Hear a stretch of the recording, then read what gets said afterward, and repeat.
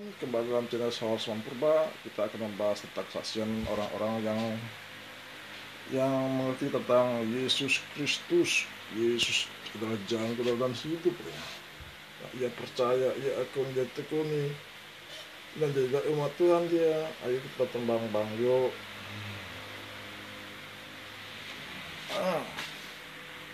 Ya. Kenapa saya katakan demikian? Sebab saya selalu mempercayai, meyakini setiap ibadah dan doa apa yang saya lakukan, tidak ada satupun yang dijawab.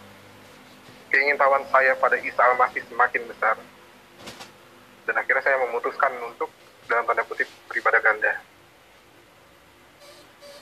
Pernah suatu waktu saya mengintip kegiatan orang Nasrani itu dalam gereja, karena yang saya tahu, Tuhannya mereka, Yesus, ada kemiripan tentang Isa Al-Masih. Bedanya kami menganggapnya Nabi, tapi orang Nasrani menganggapnya Tuhan. Sampai pada akhirnya, beberapa kali saya datang ke gereja, saya dipergoki sama security gereja. Dan dicurigai, ingin melakukan sesuatu yang tidak baik. Dan saya dibawa ke security untuk melakukan penggeledahan, dan kenyataannya memang saya tidak bawa apa-apa. Saya cuma ingin melihat ibadah orang Nasrani. Dan karena saya juga takut untuk masuk ke dalam gereja, akhirnya ada satu orang bapak-bapak keluar dari gereja dan menghampiri saya di pos security. Saya mencoba menjelaskan tentang apa yang terjadi. Beliau pun mengerti dan membiarkan saya untuk pergi. Dan bahkan beliau mengundang saya jika ingin tahu tentang ibadah Nasrani, saya dipersilakan untuk masuk dan ikuti ibadah mereka. Tapi saya masih belum cukup keberanian untuk mengikuti ibadah di sana. Pada bulan Ramadan tahun 2019, saya masih menjalankan ibadah puasa karena saya tahu gimana kerasnya didikan Bapak ketika anak-anaknya itu lalai dalam melakukan ibadah. Beliau tidak segan-segan untuk memukul. Setelah Hari Raya Idul Fitri, saya kembali mendapatkan pekerjaan. Pekerjaan itu saya baru kerja 5 hari. Hari terakhir saya bekerja, itu shift malam. Saya kecelakaan motor saat pulang kerja shift malam itu. Kejadian itu persis di depan ITC Permata Hijau. Jadi kejadiannya saya ditabrak lari kontainer yang fatal, akibat itu fatal. Motor saya itu juga nggak berbentuk sama sekali. Terus pada diri saya juga lukanya fatal karena mengakibatkan tulang rusuk bagian kanan saya patah dan kaki kiri saya itu patah. Bagi seorang muslim, buat saya pribadi ya, berdoa dalam berkendara sangat penting karena kita butuh perlindungan dimanapun kita berada. Tapi dari situ hati saya berontak. Ketika saya berdoa pun Allah tidak menjawab doa saya. Dan saya rasakan semua ibadah yang saya lakukan itu sia-sia. Sebulan masa penyembuhan saya pasca kecelakaan, dan ini titik awal Tuhan bukakan jalan untuk saya. Secara sengaja di FB saya ikut grup Kristiani, dan saya bertemu dengan seorang pendeta. Beliau orang yang penuh kasih. Saat saya gabung di grup itu, saya jujur sama beliau tentang agama saya. Dan beliau tuh menerima saya dengan baik. Di FB juga, saya menceritakan tentang apa yang saya alami. Dan di FB itu juga saya bertemu dengan hamba Tuhan. Dia seorang pelayan Tuhan, Ibu Ningtyas Ayu. Saya menceritakan tentang apa yang saya alami, menceritakan tentang keingintahuan saya tentang Isa Al-Masih. Dari beliaulah saya diperkenalkan seorang penginjil, yang notabene beliau adalah seorang muslim, Dan sekarang secara luar biasa Tuhan memakai beliau menjadi alat yang luar biasa. Beliau menjadi seorang penginjil, yaitu Bapak Muhammad Ilyasyah. Beliau asal dari Bima, NTB. Semua itu jelas atas kasih karunia Tuhan. Melalui Pak Ilyas, Tuhan menuntut saya untuk jauh lebih bisa mengenal Isa Al-Masih. Setiap pertanyaan beliau menjawab dan sangat memuaskan hati saya. Pada bulan Juli 2020, saya menghubungi beliau untuk bertemu langsung, karena sebelumnya kami komunikasi hanya lewat online. Karena masa pandemi juga, dan akhirnya kami pun bertemu di rumah seorang pendeta, yang kebetulan beliau temannya Pak Ilyas. Dan lokasinya itu nggak jauh dari rumah. Dan di sana tanpa berpikir dua kali, saya memutuskan tidak lagi menganggap Isa sebagai Nabi. Tetapi Isa Al-Masih adalah Tuhan itu sendiri. Dengan bimbingan beliau, saya dibantu agar Tuhan berkenan hadir dalam hati saya, hadir dalam hidup saya, dan agar Tuhan berkenan menerima pertobatan saya. Tanpa keraguan, saya merasakan kedamaian yang luar biasa. Nggak ada lagi kecemasan. Saat itu yang ada hanya rasa bahagia yang luar biasa yang saya dapati pada malam itu. Gerak-gerik saya ini terbaca oleh Bapak dan keluarga saya. Bahkan suatu ketika Alkitab yang saya dapat dari Pak Ilyas itu ketahuan oleh kakak saya. Dan akhirnya Bapak pun tahu. Saya hanya berpikir jika Tuhan mengizinkan semua ini, Tuhan yang akan melindungi saya. Tuhan yang akan pelihara saya. Karena saya tahu perkataan Bapak. Jika ada dari keluarga saya, bahkan anak saya sendiri menjadi kafir atau murtad, saya sendiri yang akan penggal kepalanya. Saat peristiwa Alkitab ditemukan kakak, Bapak sedang berada di Bandung karena ada kerjaan bersama temannya. Dan pada malam berikutnya, Bapak menghubungi saya dan minta saya untuk tidak berpergian dulu sampai beliau pulang. Pemuridan pertama saya sama seorang pendeta, yang beliau juga seorang murtadin, biasa dipanggil Bang Fadil. Di Kelapa Gading saya menjalankan pemuridan saya, dengan beliau dibantu juga dengan seorang pendeta teman beliau. Karena kesusahan saya dalam akomodasi dan kendaraan saat itu, sekitar mungkin saya waktu itu cari alasan agar saya bisa baru. Akhirnya saya memutuskan untuk tinggal bersama kakak pertama saya. Di rumah kakak, saya bisa belajar Alkitab secara leluasa, karena kakak pun sama suaminya jarang-jarang pernah ada di rumah. Suaminya bekerja, dan kakak pun sama. Jadi di rumah itu saya lebih banyak menghabiskan waktu sendiri. Saat masa pemuritan yang saya jalani itu agak kesulitan ya, karena dalam keadaan PSBB yang ketat di Jakarta, di Depok pun sama. Jadi agak kesulitan untuk bisa tatap muka. Akhirnya saya menjalankan pemuritan melalui online grup. Dan dari situ saya banyak mengenal orang-orang yang Tuhan pilih untuk diselamatkan. Dan dari grup itu juga, saya bertemu dengan wakil dari Bang Fadil, yaitu Pendeta Yadi.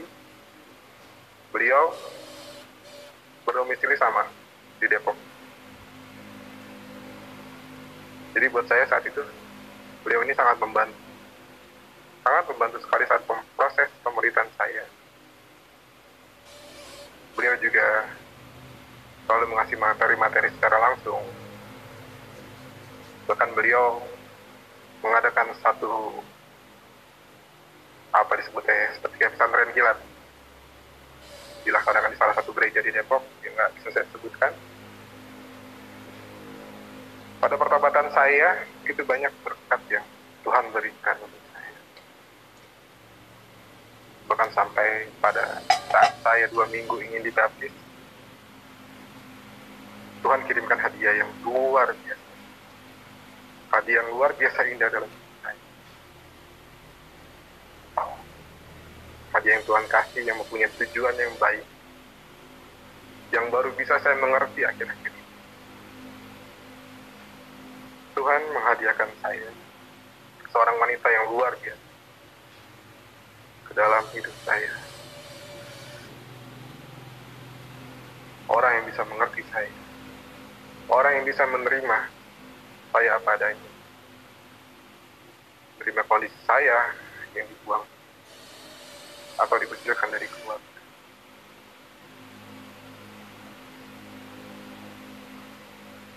Karena bagi dirinya pun, saya adalah hadiah yang Tuhan kasih, yang harus ia jaga.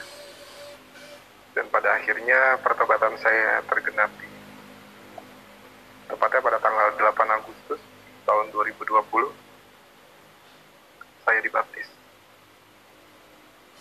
Saya didampingi orang-orang yang luar biasa akan kasih. Pak Ilyas beserta istrinya dan tim dari Pak Ilyas yang tidak bisa saya sebutkan satu persatu. Dan saya juga didampingi oleh pasangan saya yang dengan setia selalu mendampingi saya pada masa pertobatan saya hingga sampai sekarang ini.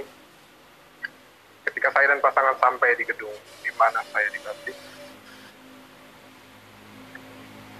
kuasa iblis mencoba menghambat baptisan itu. Kuasa iblis mencoba mengganggu baptisan saya. Ada seorang pendeta, beliau teman Pak Ilyas, dia menyadari itu. Dan akhirnya, sesaat sebelum pembaptisan, saya didoakan oleh beberapa orang, sampai saya merasa merasa lebih tenang. Karena jujur waktu saat pembaptisan itu, dari tempat saya berangkat, rasa sukacita yang luar biasa. Tapi sampai pada saat saya ingin melakukan pembaptisan, sampai di dalam gedung itu, saya melihat sekeliling orang semua yang ada di situ. Saya sangat membencinya. Bahkan ingin menghabisi satu persatu orang-orang di situ. Tapi puji Tuhan, kuasa Tuhan jauh lebih besar. Dan akhirnya baptisan pun dimulai. Yang saya rasakan saat baptisan itu ya, ada getaran yang luar biasa pada tubuh saya. Saat saya memasukkan diri dalam kolam baptisan itu, dan itu semakin besar. Getaran itu semakin besar ketika doa baptisan dan lagu-lagu pujian dilantunkan. Ketika Bapak Junaidi Salat dan Bang Fadil membaptis saya dan mencelupkan saya ke air, yang saya rasakan adalah setelah diangkat dari air, tubuh saya itu terasa ringan. Seperti apa yang membebani tubuh saya hancur di tempat itu. Dan sukacitalah yang saya rasakan. Haru tangis bahagia ketika kasih Tuhan begitu nyata dalam hidup saya. Tuhan telah selamatkan saya. Berkat pun melimpah pada hari itu. Walau saya dibuang dari keluarga, bahkan ancaman mulai datang dari keluarga. Tapi Tuhan menggantikannya. Tuhan mengasihi saya. Tuhan memberikan saya keluarga baru yang sangat mengasihi saya.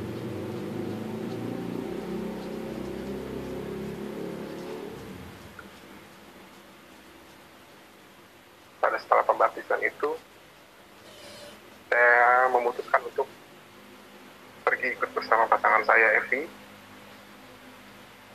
untuk pergi ke tempatnya. daerah Jawa, di sebuah daerah yang saya tidak tahu sebelumnya tempat yang asing buat saya. Awal mula bertemu dengan keluarga Evi itu semua berjalan dengan baik. Tapi kuasa iblis ternyata tidak mau diam. Dia menggunakan banyak cara untuk berusaha menghancurkan iman percaya saya. Suatu hari, kami dapat fitnah dari warga sekitar. Yang notabene mereka dari agama seberang. Jujur, dengan adanya fitnah ini, membuat kami tuh ingin marah, ingin berontak. Tapi puji Tuhan, Tuhan selalu menyatakan kasih-Nya kepada kami. Dia mengajarkan bahwa pembalasan bukanlah hak kami. Dan Tuhanlah yang akan menyelesaikannya bagi kami. Dan ada satu perkataan dari seorang hamba Tuhan yang sangat memberkati buat kami. Beliau pernah bilang, kalau kamu difitnah, kamu terima. Fitnah itu lezat. Buat saya itu perkataan yang dulu saya menganggap remeh, hanya sekedar candaan atau apa. Dan akhirnya saya merasakan bahwa perkataan beliau itu benar. Dari peristiwa itu, kami mulai merasakan perubahan sikap dari keluarga pasangan saya. Kami menyadari mungkin perubahan sikap itu karena fitnah yang sudah dituduhkan kepada kami.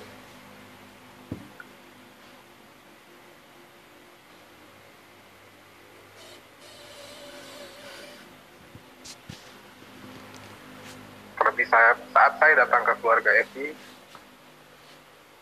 saya pun tidak memiliki pekerjaan apa-apa.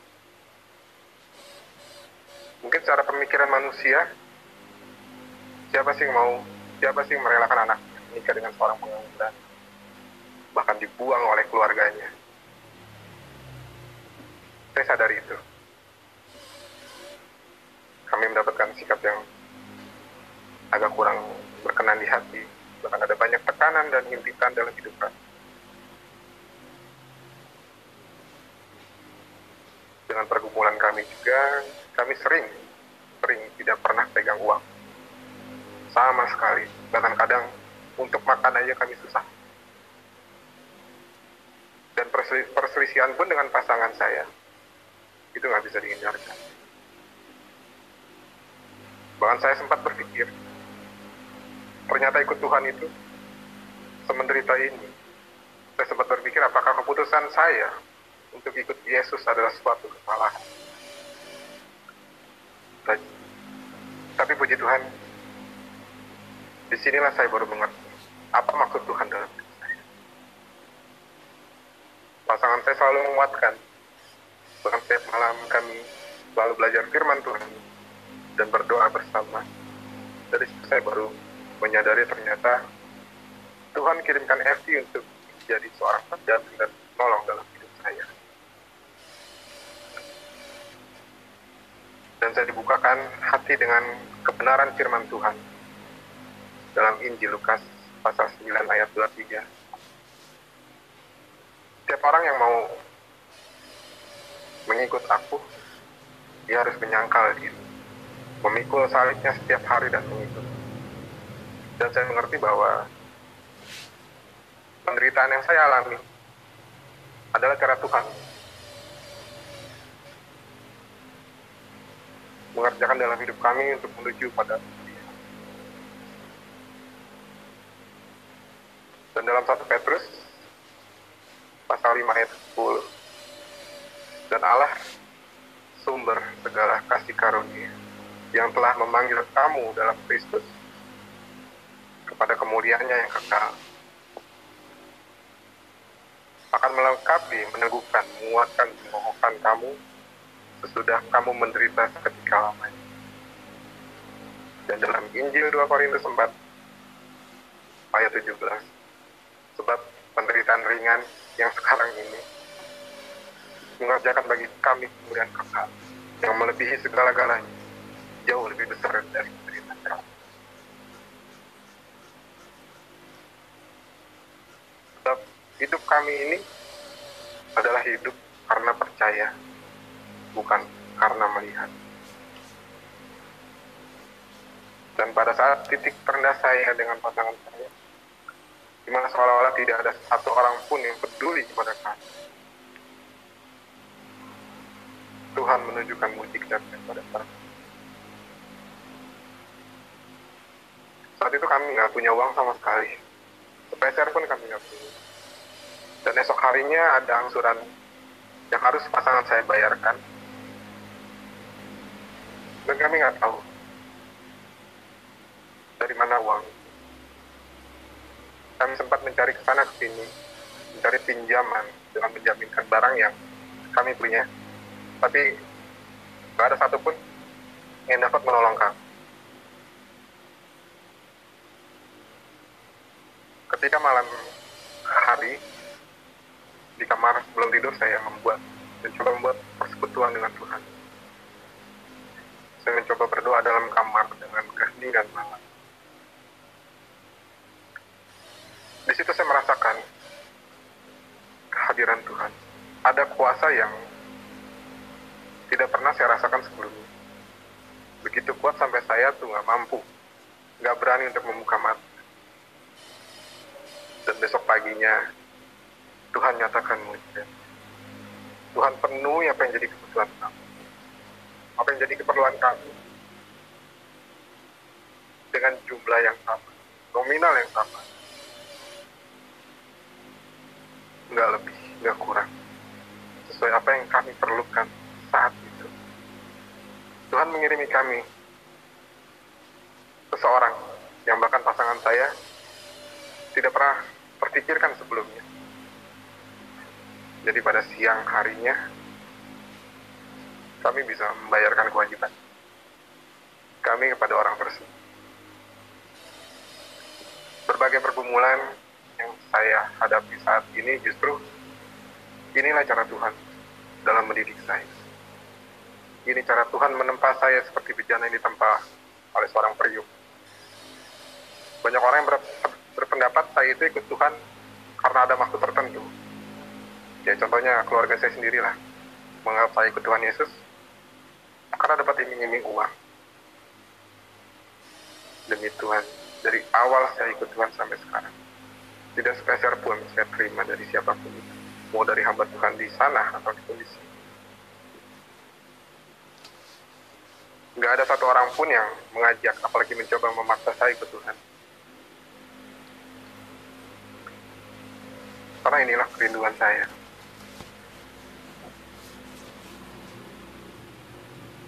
Dan tanpa saya sadari, Tuhan telah menjamah hati saya di tempat yang tidak saya pikirkan sebelumnya. Dan inilah kebenaran firman Tuhan. Bukan aku yang mencari, bukan aku yang memilih, tetapi Tuhan yang telah memilih aku. Memang gak mudah ikut Tuhan tuh. Sebab saya sendiri tahu konsekuensinya. Jika saya mengikuti Isa Al-Masih, maka saya harus siap dikucilkan oleh keluarga, saudara, teman, bahkan dicoret dari hak waris. Dan darah saya halal bagi bapak saya. Tapi saya coba hiraukan itu. Butuh keikhlasan hati. Dan tentu saja Tuhan yang menghendaki dalam menjadi orang yang percaya. Sebab ketika sesuatu yang kita jalani ada sedikit saja niat yang kurang baik, dan itu kurang berkenan di hadapan Tuhan, niscaya Tuhan akan hancurkan orang itu melalui dirinya sendiri. Segala bentuk fitnah, segala pergumulan hidup, bahkan segala ancaman, itu cara Tuhan untuk meneguhkan dan mengokohkan saya agar menjadi pribadi yang jauh lebih baik. Saya nggak pernah punya niatan atau cita-cita keinginan untuk menjadi seorang murtadin. Tapi apa yang terjadi, Tuhan menggenapi firman. Tuhan yang pilih saya untuk menjadi anak dan menjadi miliknya serta serupa dengannya. Dan kini saya pun mengerti mengapa saya dipilih jadi miliknya. Seperti kebenaran firman Tuhan dalam Injil Efesus pasal 1 ayat 4-5. Sebab di dalam Dia Allah telah memilih kita sebelum dunia dijadikan, supaya kita kudus, tak bercacat di hadapan-Nya. Dalam kasih, Dia telah menentukan kita dari semula oleh Isa Al-Masih untuk menjadi anak-anak sesuai dengan kerelaan dan kehendak. Jadi sejauh sebelum Dia meletakkan dasar bumi, Dia telah memikirkan kita dan menetapkan kita sebagai fokus dari kasih, agar kita menjadi utuh dan kudus oleh kasih.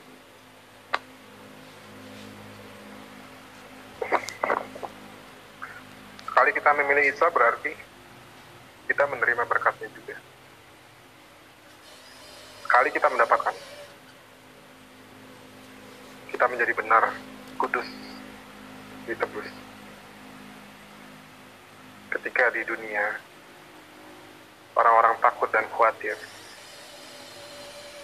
orang percaya seharusnya bisa tenang, damai, tidak takut, dan tidak khawatir. Orang lain hidup secara natural, tetapi orang percaya, bagi saya, hidup secara natural. Kekudusan hati bukan sekedar tindakan luar. Tuhan mau kita mengalami pembaharuan dari dalam, baru dari luar. Sebab dari dalam, dari hati orang, timbul segala pikiran jahat, pencabulan, pencurian, pembunuhan, perzinahan. Semua hal-hal jahat ini timbul dari dalam dan menajiskan orang, menajiskan manusia. Bagaimana saya itu bisa yakin Tuhan telah pilih saya? Saya yakin sudah menerima Yesus sebagai Tuhan dan Juru Selamat dalam hidup saya. Saat saya percaya Yesus, saat itulah Kristus ada dalam diri saya. Saat Roh Kudus tinggal dalam hidup saya, saat itu Roh Kudus akan merubah hati saya. Yang semula memiliki kecenderungan untuk berbuat dosa, sekarang hanya ingin memiliki hati untuk memuliakan Tuhan. Intinya satu ya, ketika panggilan itu datang, kita cukup meresponnya dengan iman.